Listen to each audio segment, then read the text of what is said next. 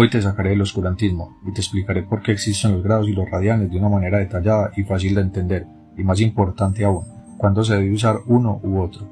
Adicional a esto te mostraré cómo medir la longitud de un arco sin necesidad de integrales o matemáticas algo más avanzadas.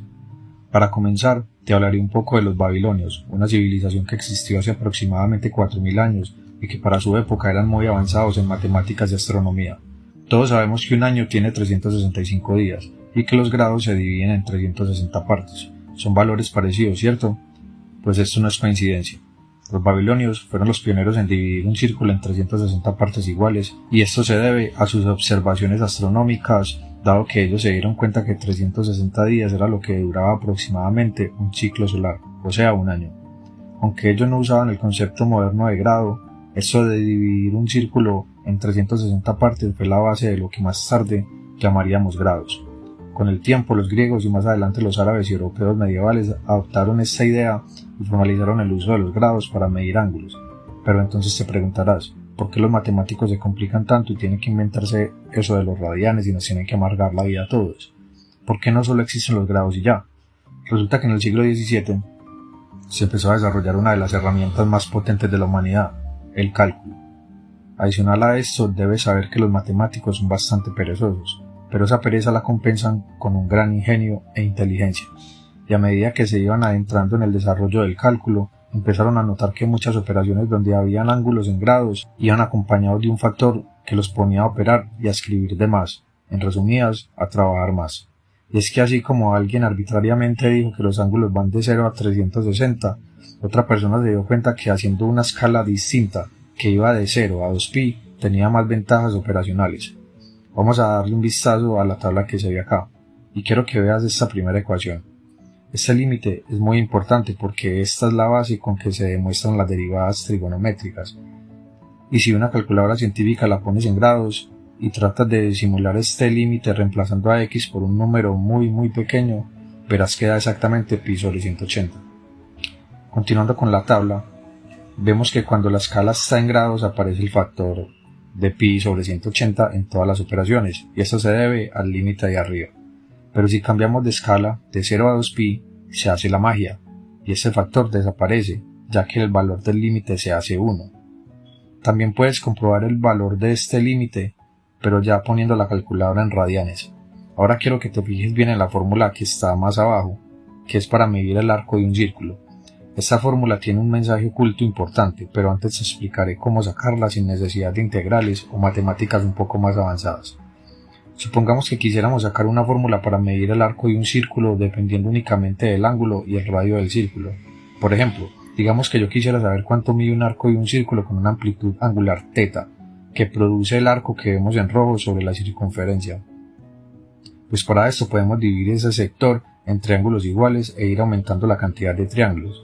A medida que vamos aumentando la cantidad de triángulos, la suma de las bases de estos triángulos se empieza a acercar más al valor del arco del círculo.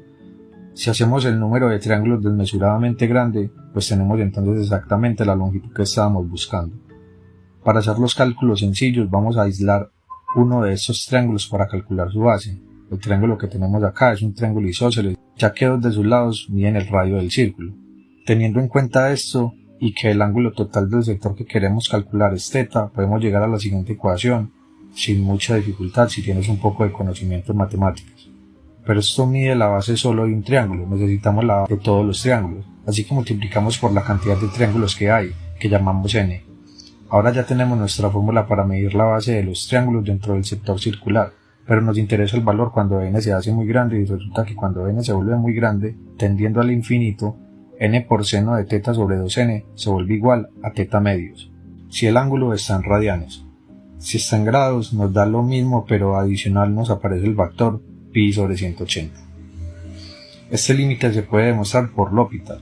Cuando veas cálculo entenderás qué es esto de L'Hopital. Ya luego de esto operamos y tenemos la ecuación que estábamos buscando.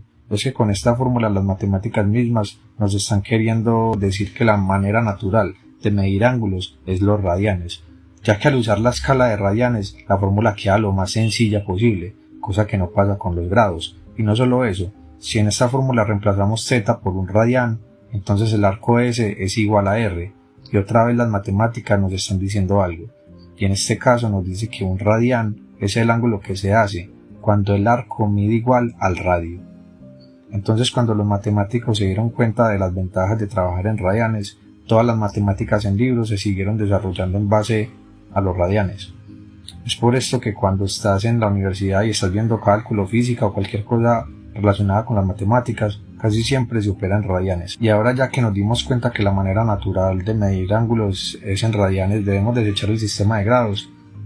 Pues si pudiéramos comunicarnos fácilmente en radianes ya habríamos dejado de usar los grados, pero no se hace, ya que para nosotros los seres humanos es más intuitivo y fácil manejar los ángulos en grados.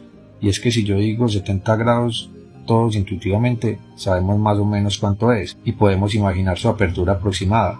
Pero si yo quiero decirlo en radianes, tal vez nos dé una trombosis aquí, y si logro decirlo, a lo mejor nadie me entenderá. Así que para el diario vivir los grados son maravillosos, pero cuando nos empezamos a adentrar en matemáticas un poco más avanzadas, es mejor que cambies tu calculadora a radianes, a menos que tengas buenas razones para no hacerlo.